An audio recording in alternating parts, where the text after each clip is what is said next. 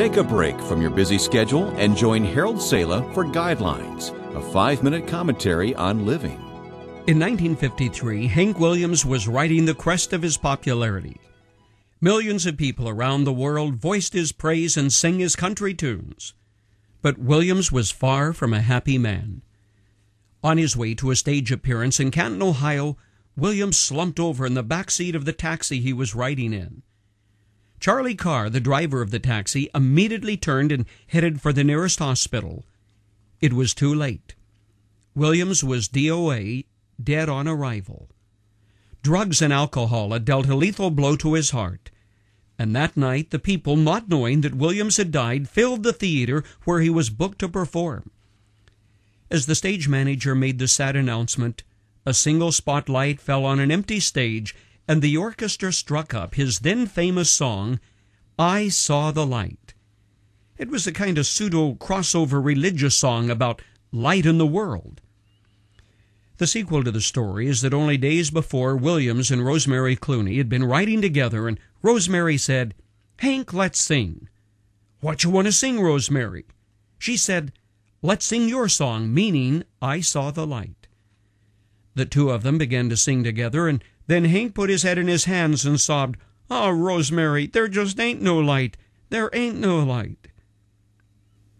Can you relate to the darkness of his heart? You feel alone, frustrated, and very much confused, wondering where to go, where can you turn? Destiny in life is not the product of chance or fate. It's the result of the decisions you make, the direction you go with your life, and the determination you have to get there. On today's edition of Guidelines, I'd like to ask you to think about the direction of your life. The Romans asked the question, "Quo vadis?" meaning, "Where are you going?"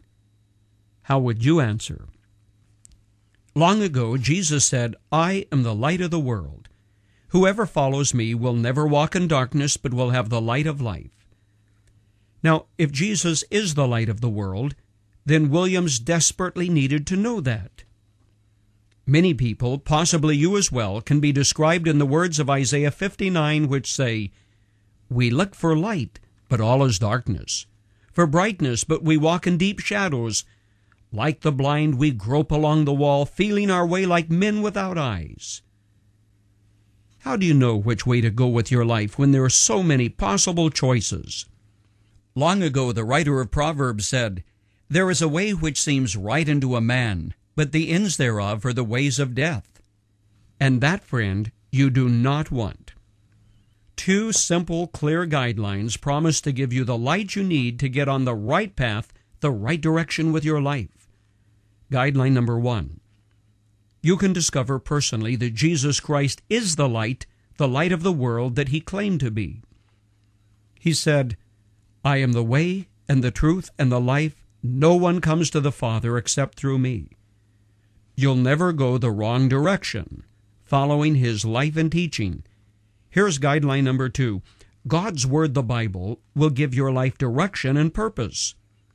Of this book, David said, "Your word is a lamp to my feet and a light for my path." This book gives direction for your life, for your marriage, your relationships, and your future too. But it's only as good as your willingness to follow its counsel and direction. A closing thought.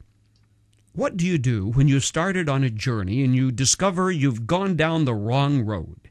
Happens all the time, you know. Chances are you don't go back to the starting point. You turn around and go the right direction. Think about it.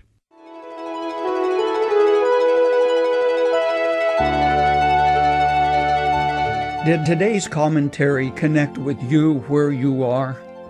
If so, I would like to hear from you.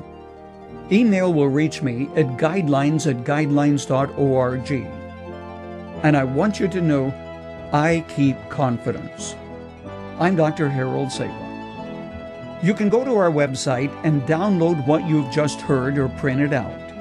It is www.guidelines.org.